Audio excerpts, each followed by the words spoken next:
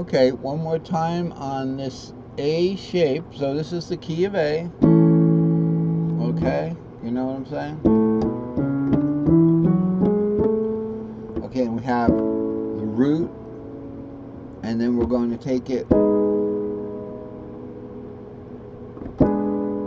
right there.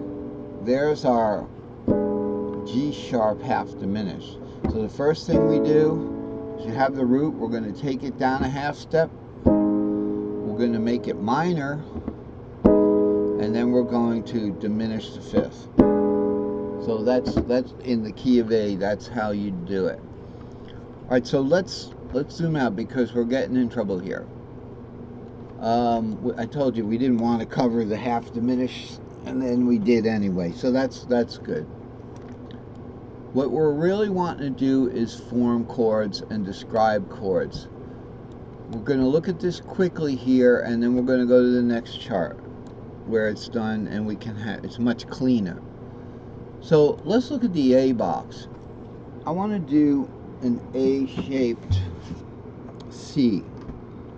So I'm going to put the capo on the fifth, because when you're playing an A, you're open, regular tuning, the E becomes the fifth of that A. Low E is the fifth of that A that you play. Now we're going to do the same thing with the G, with the G. Okay, so this low G, it sounds a little sharp. That might be the capo. So that's the fifth now, so that's going to be the G if we're in the key of C. We've got action fingers, root 3/5. Same thing, A shape. We're going to go around the horn here. Don't worry about the arrow that goes to the other shape. That's the next shape up. In other words, here A, you're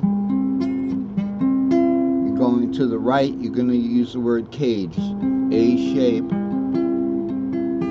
The next form of that very same A shape, no matter what key you're in, no matter where this capo is, that's the wonderful thing about strings. They work no matter what. The same relationships. It's interesting. Properties of strings like that. So what we've got is the A shape goes to the G shape in the word cage. C-A-G-E-D, right there. C-A-G-E-D. So the A shape goes to the G shape when you're going this way, just like the word is spelled. So the G shape is what? Well, the C is going to be the fourth, right?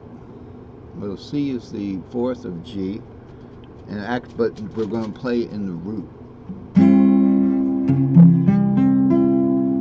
Now, how did that work? Okay, so what we do is we take the original G shape down here, and we're just going to move it up to its fourth. So we'll go like this. We'll go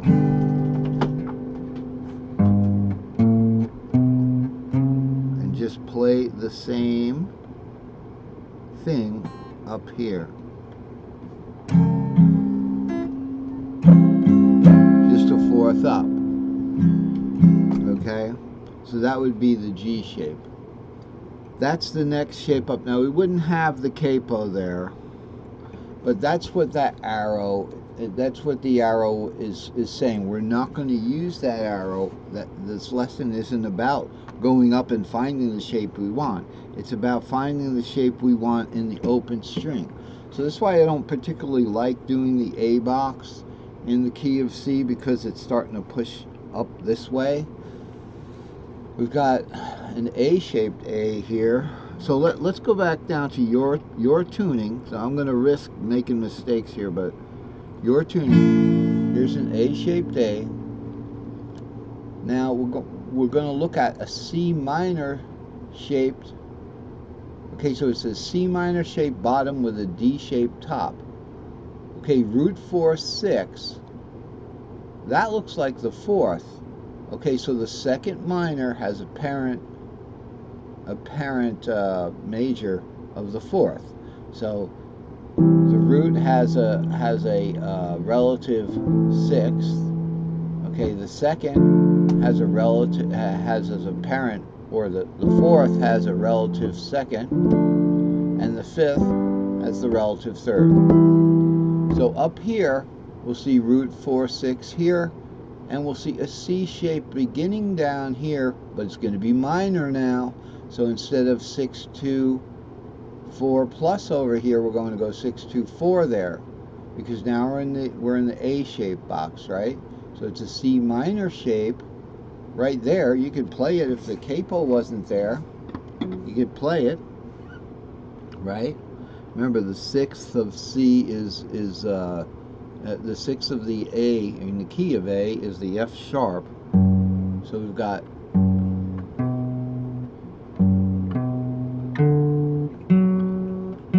so that 6 right there is your F sharp again. Okay, then we take it up to root, the A.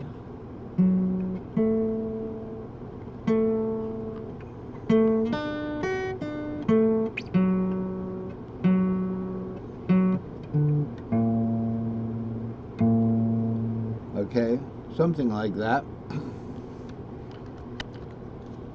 The crux of this lesson is the fact that we cannot play the full C minor shape.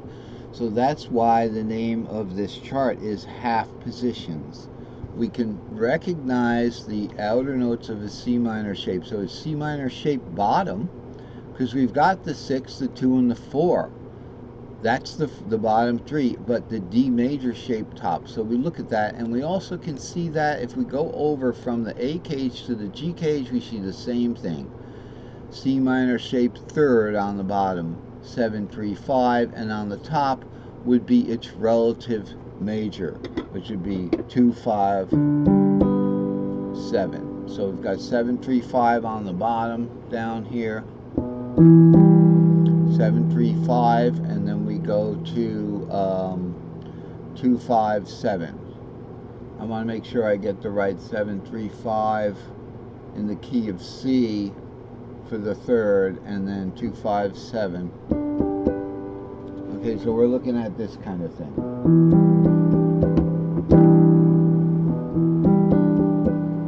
Let's see if we can get that. Okay, in the A shape, it would be something like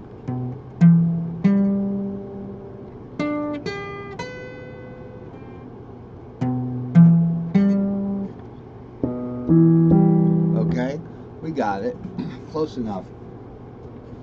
So we can see that C in when we set the chart up to spell caged, C-A-G-E-D, we can see the C propagating diagonally across the chart.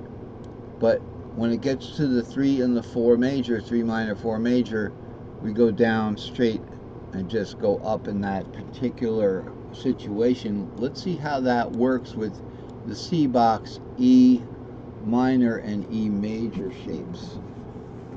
So your capo is right here.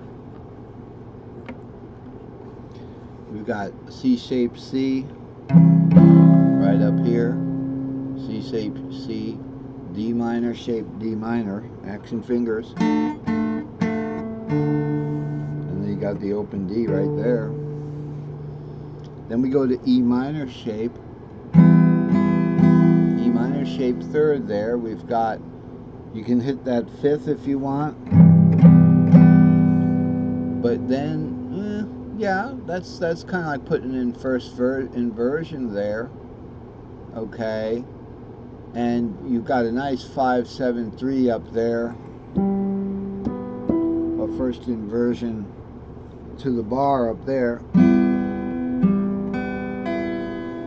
Now we're going to take that E minor up a half step, so we're not going over and caged. We're just going to take it one up from E minor right there to E major shaped F, and we have to bar that, and then to G shaped G. So we have that propagating in all of the cage shapes.